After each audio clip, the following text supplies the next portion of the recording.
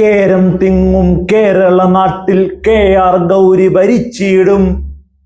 1987 കാസർഗോഡ് മുതൽ ഇങ്ങ് പാറശാല വരെ അലയടിച്ച ഒരു മുദ്രാവാക്യം. ഈ നാടിലെ കേഡർ പാർട്ടി എന്ന് പറയുന്ന ഇടതുപക്ഷം CPM പറയാതെ KR ഗൗരിയമ്മയെ മുഖ്യമന്ത്രിയാക്കും എന്ന് പറഞ്ഞ് നായനാര് മുഖ്യമന്ത്രിയായി. കോൺഗ്രസ് ലാസ്റ്റത്തെ മന്ത്രി ആരാന്ന് പറഞ്ഞേ? ജയലക്ഷ്മിയോ? അതിനു മുമ്പ് കമലം. എത്ര പേരുണ്ടാവും എണ്ണാൻ? ഈ 5 പേരിൽ മതിയോ ഒരു മന്ത്രിയെ എണ്ണാൻ കോൺഗ്രസിന്റെ? ലീഗ് പിന്നെ പറയണ്ടല്ലോ. ലീഗില് മന്ത്രിമാരെ എണ്ണാൻ വേണ്ടി നമ്മൾ കൈയും കാലും ഒന്നും എടുക്കേണ്ട കാര്യമില്ല. എല്ലാവരും കൂടെയും ഡൽഹി വരെ ഒന്ന് പോണേ, ഡൽഹിയിലൊന്ന് ചെല്ലണം.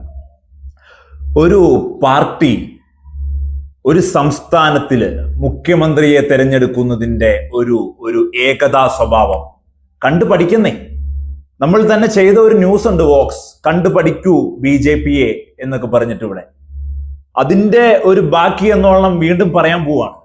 ഈ ഇന്ത്യ മഹാരാജ്യത്ത് ഒരു സംസ്ഥാനം 4ാം മുഖ്യമന്ത്രിയെ, വനിതാ മുഖ്യമന്ത്രിയെ തെരഞ്ഞെടുക്കാൻ പോകുന്നു. സുഷമ സ്വരാജിന് ശേഷം BJP അടുത്തൊരു മുഖ്യമന്ത്രിയിലേക്ക്, വനിതാ മുഖ്യമന്ത്രിയിലേക്ക് എത്തുന്നു. കോൺഗ്രസിന്റെ ഷീല ദീക്ഷിത് 3 പ്രാവശ്യം തുടർച്ചയായി ആ നാട് ഭരിച്ചു എന്നുള്ളതാണ്. അങ്ങനെ 4ാം മുഖ്യമന്ത്രി ഡൽഹിയിൽ അധികാരം വയ്ക്കുന്നു രേഖ ഗുപ്ത. കൃത്യമായി ഒരു പ്ലാനിങ്ങോടെ BJP അത് നേടിയെടുക്കുകയാണ്. ആപ്പ് എന്ന് പറയുന്ന രാഷ്ട്രീയ പ്രസ്ഥാനത്തിനെ ആപ്പിലാക്കി ഈ രാജ്യത്തിന്റെ ഭരണ നേതൃത്വം BJP കൈയാളുമ്പോൾ തലസ്ഥാനവും BJP പിടിച്ചെടുത്തതിന് തൊട്ടു പിന്നാലെയാണ് ഈ വിസ്മയ നീക്കം എന്നുള്ളതാണ്. നോക്കൂ നിങ്ങൾ, BJP ഒരു മുഖ്യമന്ത്രിയെ തിരഞ്ഞെടുക്കുന്നതിന്റെ ഒരു ക്രെഡിറ്റ് അവർക്ക് അവകാശപ്പെട്ടതാണ്.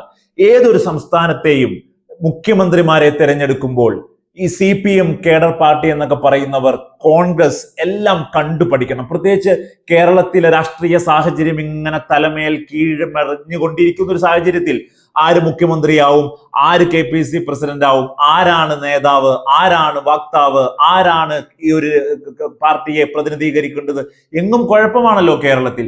അങ്ങനെയുള്ള ഒരു സാഹചര്യത്തിലാണ് ഈ മുതിർന്ന നേതാക്കളെല്ലാം നിൽക്കുമ്പോൾ രേഖ ഗുപ്ത ഒരു പൊതു സ്വീകാര്യതയായി മുമ്പോട്ട് വന്ന് മുഖ്യമന്ത്രിയായിരിക്കുന്നത് എന്ന് നമ്മൾ കണ്ടേ മതിയാകൂ.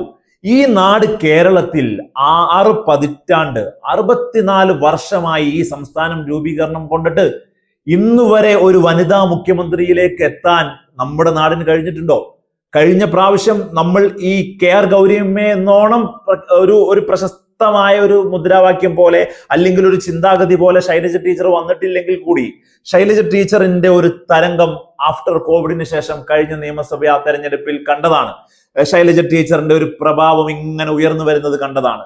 ഒരു പോളിസി പറഞ്ഞ്, പാർട്ടിയുടെ ഒരു നയം പറഞ്ഞ് ശൈലജ ടീച്ചറിനെ മന്ത്രിസഭയിൽ പോലും ഉൾപ്പെടുത്തിയില്ല. വോക്സ് ടീം കഴിഞ്ഞ ആഴ്ചയിൽ പിണറായിയോ ശൈലജയോ എന്ന് പറഞ്ഞ് ഒരു വോക്സ് പോപ്പുലി ഒരു അഭിപ്രായ ശേഖരണം നടത്തിയിരുന്നു.